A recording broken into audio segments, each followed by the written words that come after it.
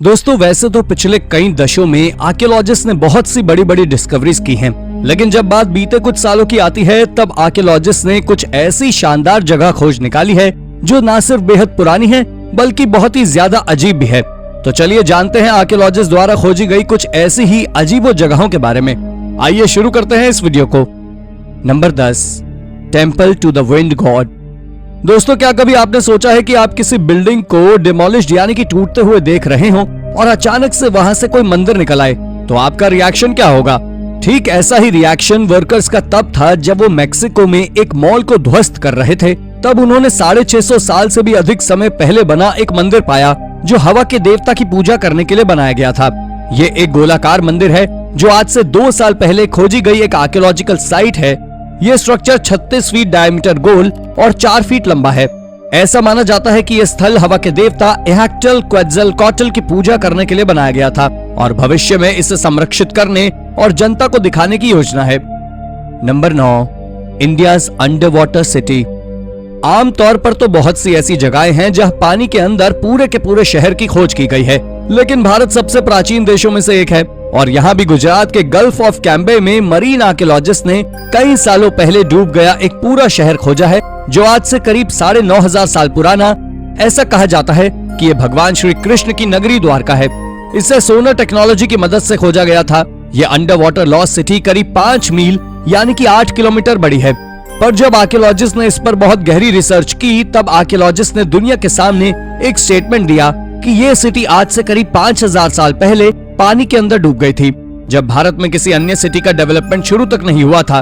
एक महान साइंटिस्ट का कहना है कि जब आइस एज का अंत हुआ था तब वाटर लेवल करीब 400 फीट तक बढ़ गया था, जिसके चलते बहुत से लोगों के द्वारा तटों पर बनाए गए सेटलमेंट डूब गए और ये उन्हीं में से एक है। नंबर 8, अ मिडिएवल टनल। दोस्तों ये बात कंट्री ऑफ वेल्स की है जहां एक रहस्यमय मध्यकालीन सुरंग की खोज की गई है। दरअसल जब वाई वैली में वर्कर्स बिजली के खंभे निकालने का काम कर रहे थे और सभी खंभों की तरह एक बहुत पुराना बिजली का पोल निकाला तो उन्हें वहां से सुरंग के अंदर जाने का रास्ता मिला। इस सुरंग को किसी भी मैप पे नहीं दर्शाया गया था और ना ही इसके यहाँ होने का कोई क्लू किसी के पास था। वो तो एक एक्सीडेंट था जिसने इस मेडिएवल एज की टनल का खुलासा किया था।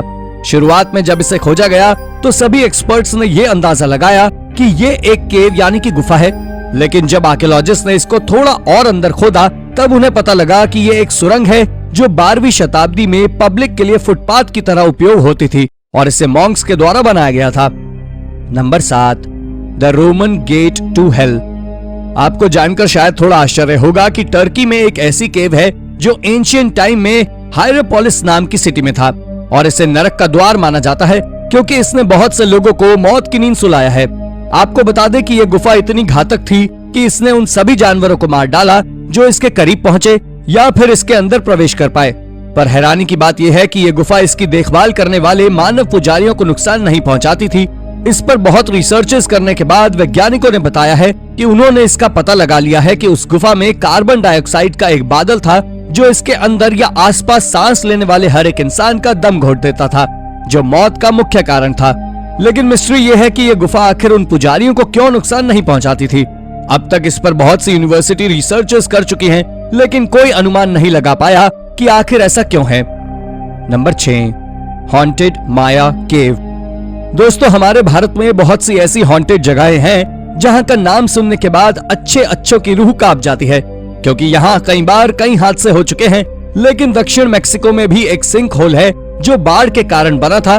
पर हैरानी की बात यह है कि आसपास के ग्रामीणों को इस सिंक होल से इतना ज्यादा डर लगता है कि वो इसके आसपास तक कहीं नहीं जाते। उनका मानना है कि प्राचीन माया ने भी उससे दूरी बना ली थी। लेकिन अब जो मैं आपको बताने वाला हूँ इसे सुनने के बाद आप भी कांप उठेंगे। दरअसल मेक्सिको के युकाटन में स्थित इस गुफा या सिंक होल में हाल ही में पानी के नीचे की गई एक रिसर्च में एक डरावना कारण सामने निकल के आया है। सी डाइवर्स ने बताया है कि यह सिंक होल 2 भागों में बटा हुआ है और इसके फर्श पर मानव हड्डियों के कई ढेर लगे पड़े हैं। Number 5, Atlantis discovered. Atlantis city के बारे में तो शायद आप में से बहुत से लोगों ने सुना होगा, लेकिन क्या आपको ये पता है कि कई सदियों से हिस्टोरियन इस एटलांटिस सिटी को खोजने में लगे हुए हैं, लेकिन एक बार भी सफल नहीं हुए, जिसके कारण हिस्टोरियन ने यह विश्वास कर लिया था कि एटलांटिस सिटी कभी एग्जिस्ट करती ही नहीं थी। ये मात्र एक इमेजिनेशन है, पर इस पर तब भी बहुत से लोग विश्वास करते हैं। लेकिन हाल ही में हुई डिस्कवरी में एटलांटिस सिटी से मिलती जुलती एक सिटी मिली है जो आज से करीब 3000 साल पुरानी है। और आर्कियोलॉजिस्ट ने यह भी बताया है कि पानी के अंदर इस सिटी में एक 200 फीट बड़ा स्ट्रक्चर मौजूद है जो एंशियंट ग्रीस के सेंटोरिनी के एक एक्रोटेरी नाम के गांव में मौजूद था। और ये 3000 साल पहले बहुत बड़ी सिटी हुआ करता था जिसमें सुंदर गलियां थी और खूबसूरत घर थे। इस सिटी का शेप स्क्वायर था और इसमें भी कुछ ऐसा ही स्ट्रक्चर था, लेकिन 1650 बीसी में वोल्केनिक इरप्शन के कारण ये सिटी पानी में डूब गई थी।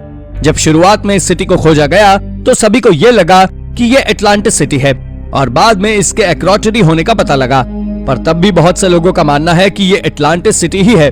पर सच क्या है, इस बात से अब तक सभी अनजान हैं। Number 4, the Egyptian sun temple in Egypt. सूर्य की पूजा हम न केवल आज करते हैं बल्कि सदियों से हमारे पूर्वज भी इनकी पूजा करते आ रहे हैं। इजिप्ट के सूर्य मंदिर इस बात का खुला सबूत देते हैं। आपको बता दें कि हाल ही में जब कुछ पुरातत्वविद इजिप्ट की राजधानी काहिरा में दक्षिण की तरफ मौजूद शहर अबू गोराब में एक रेगिस्तान का खनन कर रहे थे, तब अचानक उन्हें ऐसा प्राचीन मंदिर मिला जिसे देखकर वो हैरान रह गए। ये मंदिर सूर्य देव का है जो पिछले 4500 सालों से एक रेगिस्तान में दबा था। मिस्र के आर्कियोलॉजिस्ट का मानना है कि ये पिछले दशक की सबसे बड़ी खोज है। इजिप्ट में अब तक 2 प्राचीन सूर्य मंदिरों की खोज की गई है।